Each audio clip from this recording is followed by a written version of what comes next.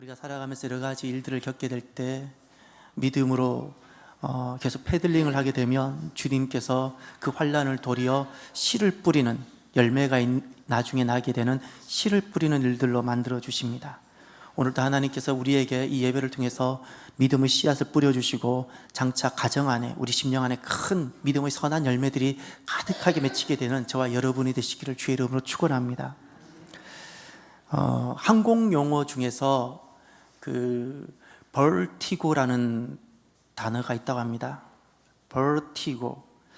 이것은 조종사가 비행을 하는데 혼란이 오는 상황을 말합니다. 하늘인지 바다인지에 혼란이 오는 겁니다. 회전할 때, 오른쪽으로 회전하든 왼쪽으로 회전할 때 이 벌티고 현상 속에 그 조종사가 들어가게 되면, 회전하면서 가속을 하게 되면 꼭 하늘로 올라가는 것처럼 느껴진답니다. 또 반대로 회전할 때 이렇게 속도를 감속하게 되면 하강하는 것처럼 조종사는 느끼게 된다고 합니다. 특별히 해상 초계 비행, 바다 위를 지나갈 때는 조종사가 내가 지금 어디쯤 가고 있는지 알 수 있는, 나를 확인하게 하는 지형 지물이 전혀 없습니다. 바다에 무엇이 있겠습니까? 아무것도 확인할 수 없습니다. 특별히 바다를 비행하는데 야간일 경우, 야간 비행일 때는 정말 어렵다고 합니다. 별빛과 선박에서 나오는 불빛이 동일하게 보인답니다. 동일하게. 그래서 때로는 거꾸로도 간다고 합니다. 우리나라 최근 전투기, 금년부터 최근 25건 전투기 사고 중에서 5건이 이 벌티고로 인한 사고라고 합니다. 우리가 신앙생활을 하지요. 신앙생활을, 우리가 천국을 향해 걸어가는 이 신앙생활, 때로는 내가 지금 어디쯤 가고 있는지, 내가 천성을 향해서 제대로 가고 있는지 나를 확인시켜 줄 만한 지형 지물이 아무것도 보이지 않을 때가 있습니다. 보이지 않기 때문에, 어떤 감각으로도 느낄 수 없기 때문에 우리가 겪게 되는 혼란이라는 것이 있습니다. 내가 하늘, 천국, 천성을 향해 걸어갈 때 어떤 것도 참고할 만한 지형 지물이 보이지 않을 때 우리 어떻게 해야 할까요? 오늘 말씀은 베드로가 가정도 내려놓고 소중했던 일터도 내려놓고 예수님을 따랐던 베드로, 주는 그리스도시요 살아계신 하나님의 아들이십니다라고 고백했던 그 위대한 신앙 고백했던 베드로였지만 예수님으로 인하여 혼란을 겪었을 때의 말씀이에요. 혼란을 겪게 됩니다. 오늘 말씀은 변화산 사건 말씀입니다. 오늘 말씀은 이렇게 시작합니다. 28절에 이 말씀을 하신 후 8일쯤 되어라고 그랬습니다. 이 변화산 사건은 이 말씀을 하신 후 8일 후에 있게 되어진 사건입니다. 그럼 이 변화산 사건은 반드시 이 말씀을 하셨다라고 했는데 이 말씀과 관련이 되어진다는 뜻입니다. 그렇지 아니하면 그냥 변화산 사건으로 이어졌을 겁니다. 도대체 어떤 일이 앞에 있었기에 주님께서는 베드로에게 변화산 사건을 보여주시고 계시하여 주셨을까요? 먼저 오늘 앞쪽 말씀을 좀 돌아가시면 18절로 돌아가시면 18절부터 베드로의 신앙 고백이 나옵니다. 그 중에 20절만 보겠습니다. 예수께서 이르시되 너희는 나를 누구라 하느냐? 베드로가 대답하여 이르되 하나님의 그리스도시니이다 하니, 하나님의 그리스도이십니다. 주님은 하나님이시고 그리스도이십니다라는 그 고백입니다. 이 본문이 마태복음에서는 주는 그리스도시요 살아계신 하나님의 아들입니다, 그 고백입니다. 그리고 나서 22절을 보십시오. 여기까지는 너무너무 좋습니다. 그런데 22절 첫 번째 베드로가 혼란을 겪게 된 말씀이 하나 주어집니다. 다 같이 볼까요? 이르시되 인자가 많은 고난을 받고 장로들과 대제사장들과 서기관들에게 버림받아 죽임을 당하고 제3일에 살아나야 하리라 하시고. 아멘. 이것이 예수님께서 이 땅에 오셔서 최초로 순환 받으실 것을 미리 예고하신 순환 예고 말씀입니다. 총 3번을 말씀하시는데 그것이 첫 번째입니다. 처음 들었습니다. 베드로가 예수님을 따랐을 때 예수님이 이렇게 비참하게 죽게 되신다든지 예수님 하시는 일이 잘 안 되실 거라는 것을 생각하고 따랐을까요? 그렇지 않아요. 그런데 지금 예수님께서 내가 고난받는 정도가 아니라 내가 버려지고 내가 죽게 될 것이라는 말씀을 하신 겁니다. 죽게 될 것이라. 요 말씀은 좀 더 구체적으로 보려면 마태복음을 보셔야 됩니다. 똑같은 마태복음 동일 말씀, 마태복음 16장으로 가십시오. 마태복음 가시면 오늘 말씀이 좀 더 구체적으로 잘 기록되어져 있는데, 오늘 이 말씀이 이렇게 기록됩니다. 마태복음 16장에 가시면 16절에 베드로의 위대한 신앙 고백이 있습니다. 마태복음 16장 16절에 시몬 베드로가 대답하여 이르되 주는 그리스도시요 살아계신 하나님의 아들이십니다. 이 고백이 저와 여러분의 고백이시길 바랍니다. 그리고 나서 21절부터 보십시오.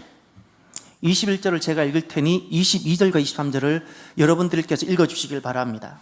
이때로부터 예수 그리스도께서 자기가 예루살렘에 올라가 장로들과 대제사장들과 서기관들에게 많은 고난을 받고 죽임을 당하고 제3일에 살아나야 할 것을 제자들에게 비로소 나타내시니,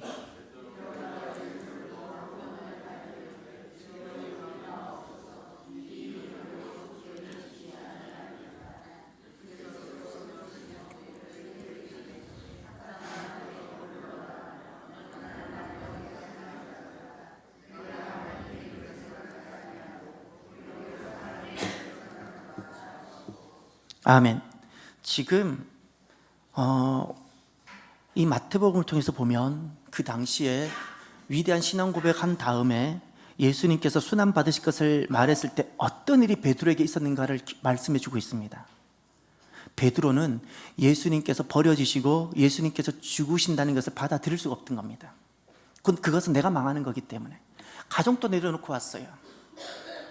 일터도, 소중한 일터도 내려놓고 왔어요. 실은 가족들이 뭐 먹고 사는지 모르잖아요. 왜 마음이 안 아프겠어요?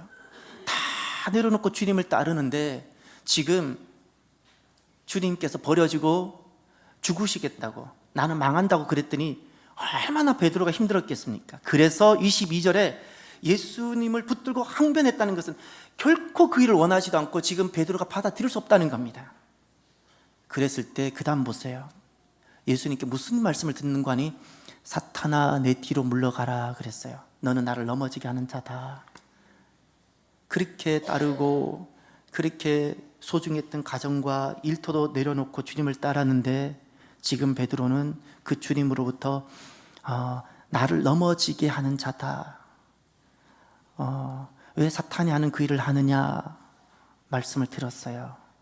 그 순간 베드로는 마치 영화 필름처럼 처음 예수님을 만났던 그 장면부터 지금까지가 영화처럼 지나가는 거예요. 내가 예수님을 따르겠다고 했을 때 울면서 가지 말라고 붙잡았던 아내의 그 손길이 기억나고, 폭풍 치는 바다, 다들 무서워 떨 때 주님을 신뢰하고 사랑했기에 그 바다 위를 걸었던 순간 또 영화처럼 지나가는 거예요. 영화처럼 지나가는 거예요. 그런데 지금 예수님 말씀이 기억나요. 예수님이 버려진다고, 내가 죽게 된다고, 내가 망할 거라고. 내가 지금 이 길을 내가 잘못 선택했던 것인가? 내가 그때 떠나지 말라고 했던 그 아내의 말을 내가 들었어야 되는가? 예수님이 죽게 되시고 망하게 되시고 나면 나는 이제 어찌해야 되나?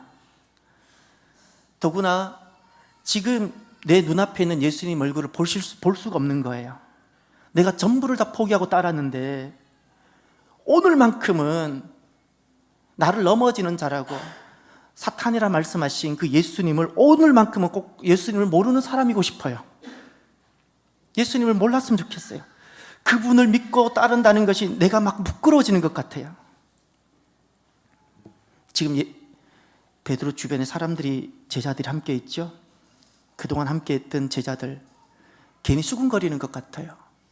이 변화산 사건은 초막절에 이루어졌기 때문에 앞으로 6월절까지 6개월 남았는데 2년 6개월 동안 동고동락했던 제자들 수군거려요. 왠지 나를 멀리하는 것만 같아요.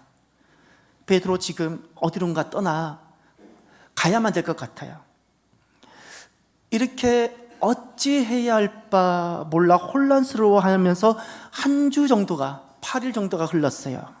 그때 예수님께서 나 베드로하고 야고보와 요한을 불러서 산에 가자 말씀하십니다. 산에 가자.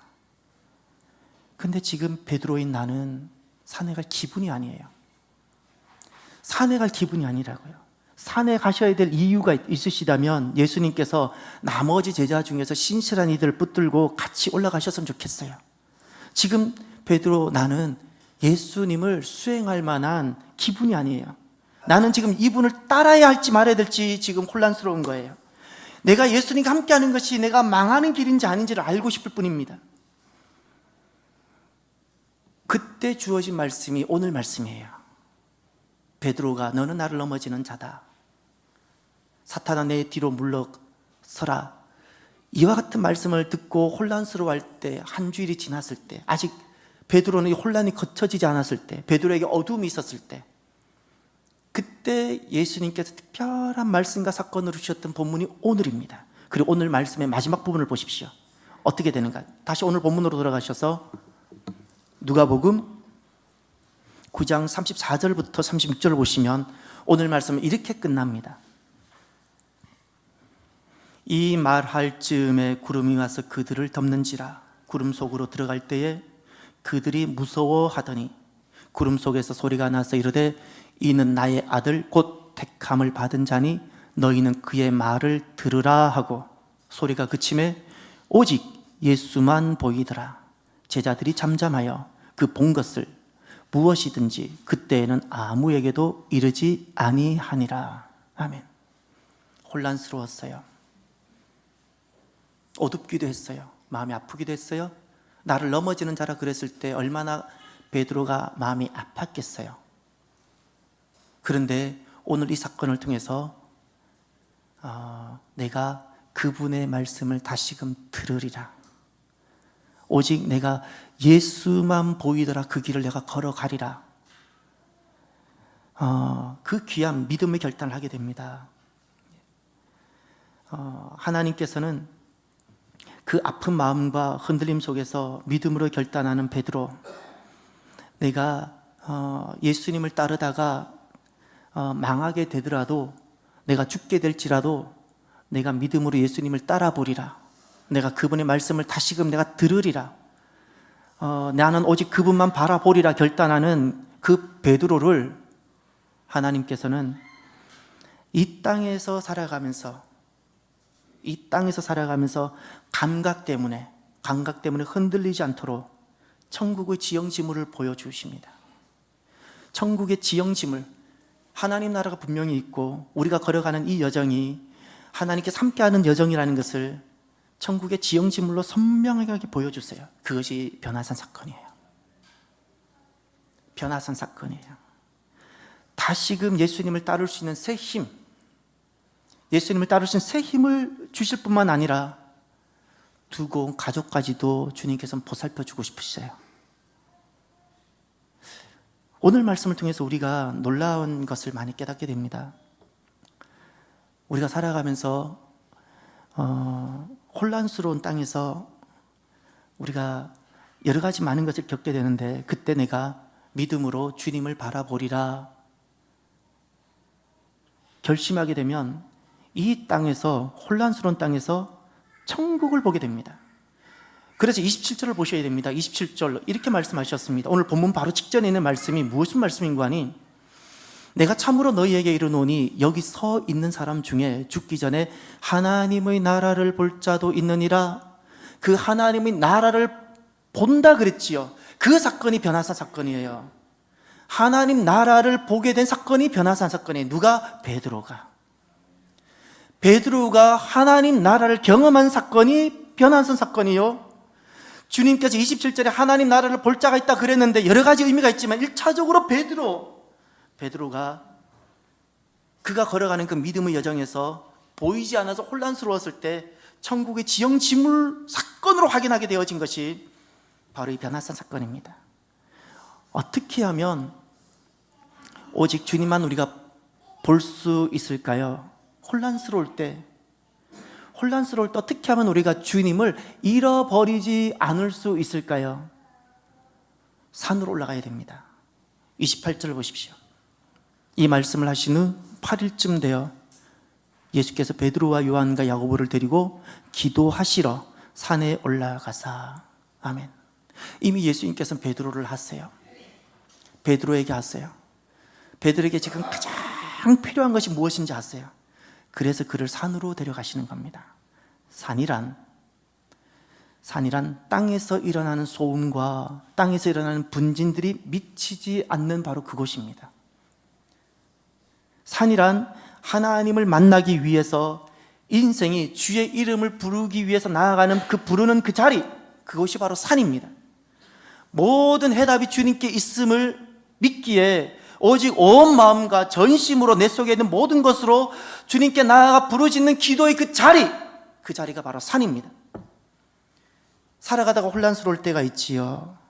혼란스러울 때 어떻게 하면 우리가 길을 잃어버리지 아니하고 예수님을 잃어버리지 않을 수 있을까요? 산이 필요합니다. 산이 필요합니다. 그때는 어떤 정보도 우리를 어떤 강박도 우리를 그 속에서 건져내질 못합니다. 그때 우리가 가서 무엇을 기도해야 될까요? 30절과 31절을 보십시오. 산에 올라가서 우리가 기도해야 될 기도 내용이 여기 나옵니다. 30절과 31절. 문득 두 사람이 예수와 함께 말하니 이는 모세와 엘리야라. 영광 중에 나타나서 장차 예수께서 예루살렘에서 별세하실 것을 말할세. 아멘. 지금 무엇을 기도해야 될까요? 예수님께서는 지금 베드로에게 무엇을 보여주셨는가 하니 모세와 엘리야를 보게 하셨고, 그리고 예수님께서는 그들과 더불어 예루살렘에서 장차 별세하실 것을 말하시는 것을 보게 하셨어요. 이 별세라는 것이 무슨 단어인가 하니 헬라어로 오늘 본문에 어떻게 기록되어 있는가 하니 엑소돈이라 되어져 있어요. 별세란 단어가. 엑소돈, 이 단어가 낯설지만 우리가 익숙한 단어가 하나 있어요. 엑소도스. 엑소도스 많이 들어보셨죠? 출애굽을 엑소도스라 불러요.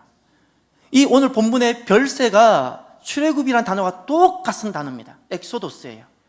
예수님께서 장차 예루살렘을 엑소도스 하실 것을 말씀하시는 것을 베드로에게 보여주셨어요. 우리가 산에 올라가서 무엇을 기도해야 돼요? 무엇을 기도해야 돼요? 내게 주어진, 예루살렘에서 내게 주어진 그 사명을 내가 다 마치고 엑소도스 할 수 있는 그것을 두고 기도하라는 거예요. 내게 주어진 그 예루살렘에서 내가 해야 될 사명이 있는데 그 사명을 다 마치고, 우리 주님처럼 다 마치고, 그리고 엑소도스 할 수 있도록, 그곳을 떠날 수 있도록 기도하라는 겁니다. 사명이란 도대체 무엇일까요? 그러면 그 사명이란 무엇일까요? 35절을 보십시오. 구름 속에서 소리가 나서 이르되 이는 나의 아들 곧 택함을 받은 자니 너희는 그의 말을 들으라 하고. 아멘. 여기서 이 35절의 말씀이 사명이 나옵니다. 사명은 무엇일까요? 바로 예수님 그분의 말씀을 오늘, 그리고 지금, 그리고 이 상황 속에서 그분의 말씀을 듣는 겁니다. 그분의 말씀에 내가 귀를 기울이는 겁니다. 이것이 사명입니다. 모든 것은 주님께서 이끌어갔어요. 주님께서 이끌어갔어요. 우리가 대단한 위대한 일을 하기 위해서 우리는 이 땅에 하나님의 백성으로 있는 것이 아닙니다. 하나님의 백성들이 어디에 살든, 그가 미국에 있든 어디에 있든 한국에 있든 아프리카에 있든 어디에 있든 하나님의 백성들이 사명은 간단하고 단순합니다. 그가 어디에 있든, 그가 지금 오늘 무엇을 하든 그가 그 자리에서, 그 상황 속에서 오늘 주의 음성을 듣느냐는 겁니다. 오늘 말씀하신 그 말씀을 그 상황 속에서도 들을 수 있느냐는 겁니다. 장소와 사명만 장소와 상황만 다를 뿐이지 우리의 사명은 동일합니다. 예수 그리스도, 그분은 나의 주시고 나의 주 되신 그분의 음성을 나는 듣습니다. 이것이 우리의 사명입니다. 내가 그것만 되고 나면 예수님 나의 주님이시고 그 주님의 음성에 내가 복종하고 주님 음성을 내가 듣고자 하면 나머지는 나를 통해서 주님께서 이끌어갔어요. 우리는 대단한 어떤 영웅이 되기 위해서 있는 사람들이 아니에요. 우리가 영웅이 되었어도 아니돼요. 그건 신앙이 아닙니다. 주님만이 나의 주 되시고 왕이 되셔야 돼요. 우리 인생에 나도 왕이 되었어도 안 되고 누구도 왕이 되었어도 안 돼요. 예수님만이 왕이 되셔야 돼요. 왕 되신 예수님, 그분의 내가 음성을 듣는 것이 우리의 사명입니다. 나머지는 마른 막대기 같은 우리들을 주님께서 쓰세요. 하나님 나라의 놀라운 역사 일어나도록 역사하셔요. 그러면 그 결과는 어떻게 될까요? 혼란스러울 때, 때로는 보이지 않는 어두운 가운데 우리가 있게 될 때, 우리가 세상의 어떤 소음과 분진이 미치지 않는 그곳에 산으로 나아가서 주의 이름을 부를 때, 예루살렘에서 내가 감당해야 될 나의 사명을 두고 내가 기도했을 때 그 결과가 어떻게 될까요? 그것이 36절 말씀입니다. 36절 참 귀한 말씀입니다. 다 함께 보시겠습니다. 소리가 그침에 오직 예수만 보이더라.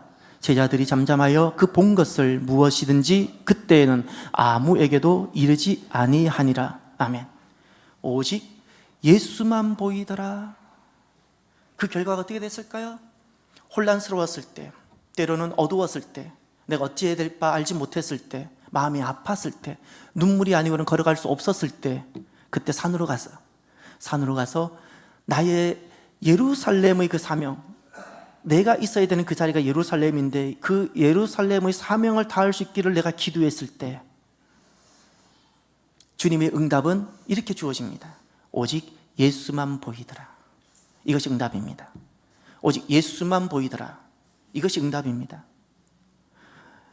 모세와 엘리야를 지금 베드로가 봤는데, 모세와 엘리야는 주님께서 베드로에게 특별히 보여준, 은총으로 보여주신 베드로에게 보여주신 영적인 지형 지물입니다.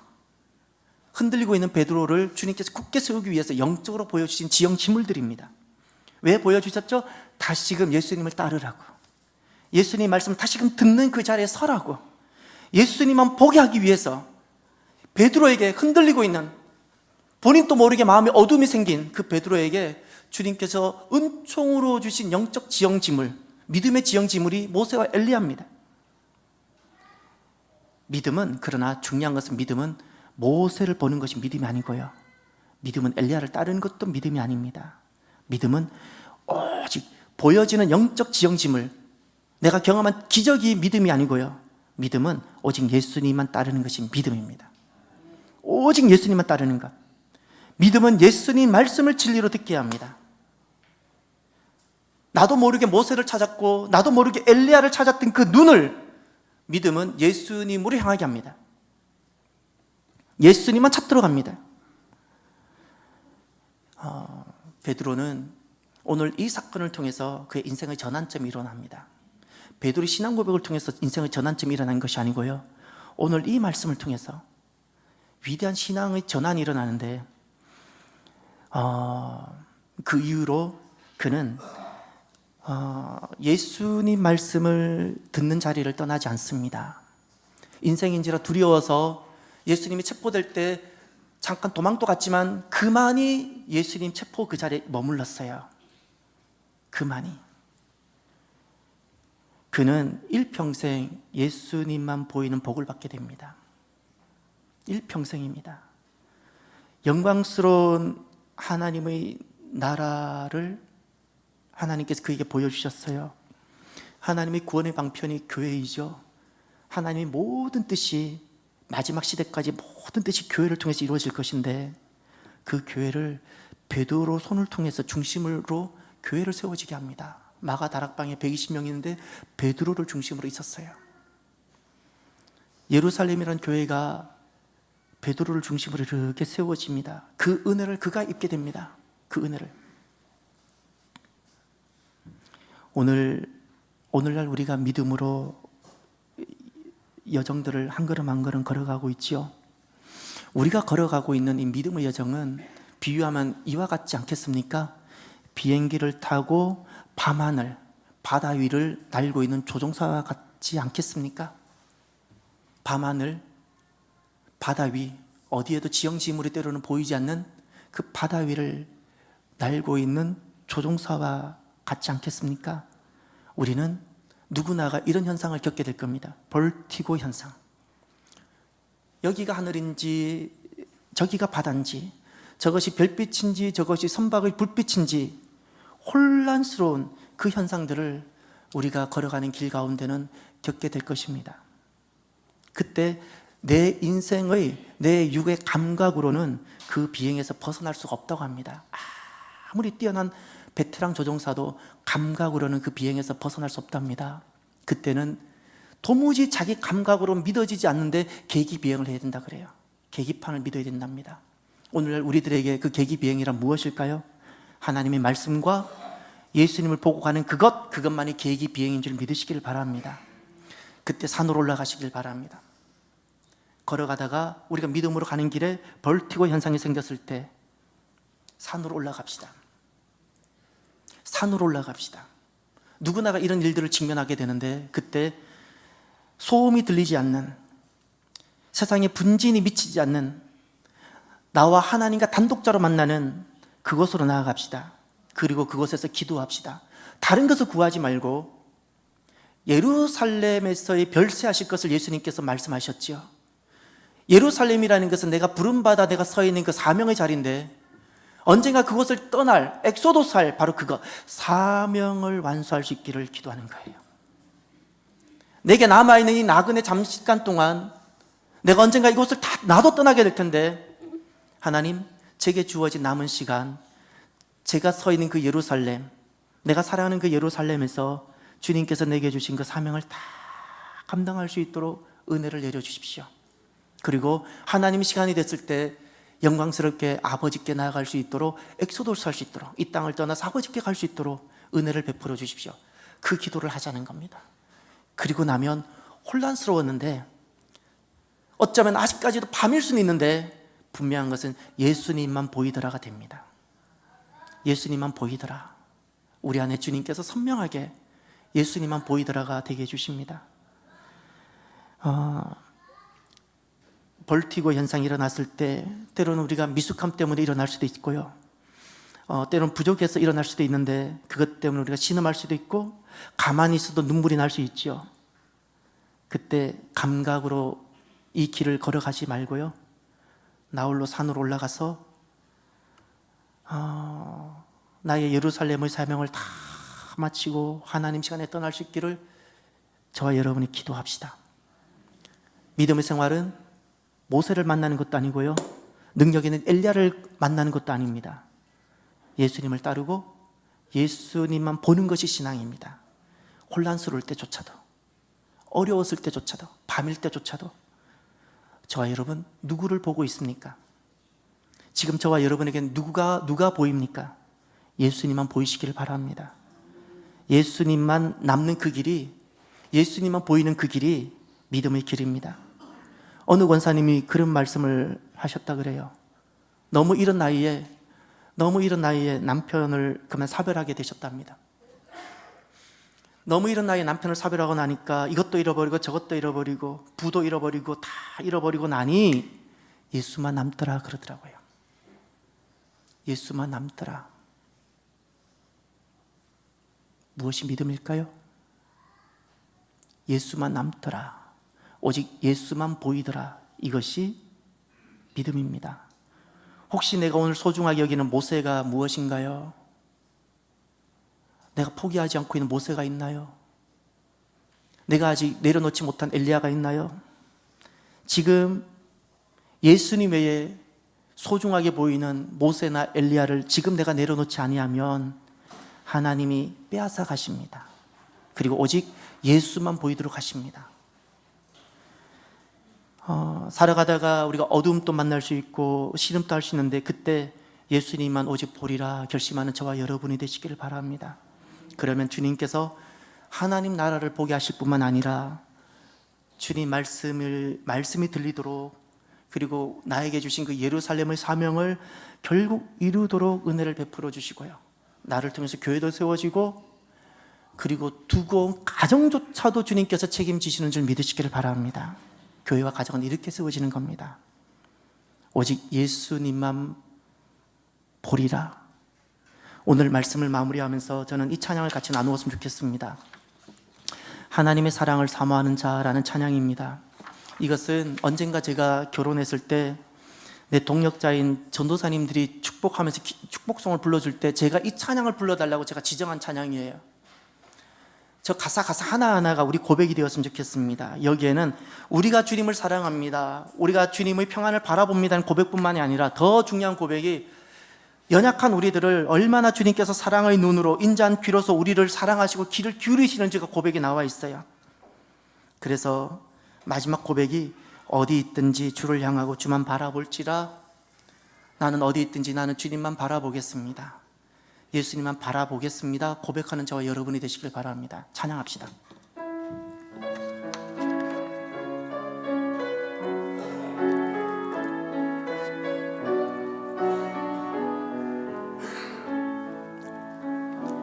하나님의 사랑을 사모하는 자, 하나님의 평안을 바라보는 자, 너의 모든 것 창조하신 우리 주님이 너를 얼마나 사랑.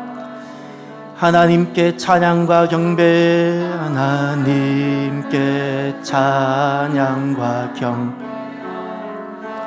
하나님의 선하심 닮아가는 자, 너의 모든 것 창조하신 우리 주님이 너를 자녀 삼. 하나님 사랑의 눈, 하나님 사랑 눈으로 너를 어느 때나 바라. 하나님 인자귀, 하나님 인자귀로서 언제나 너에게 기운. 어둠의 밝은 빛, 어두움의 밝은 빛을 비춰주시. 너의 작은 신음에도 응답하시니 너는 어느 곳에 있든 주를 향하고 주만 바라보. 하나님 사랑의 눈으로, 하나님 사랑의 눈으로 너를 어느 때나 봐. 하나님 인자귀로서, 하나님 인자귀로서 언제 기울이시니 어두움에 밝은 빛을 비춰주시고 너의 자녀.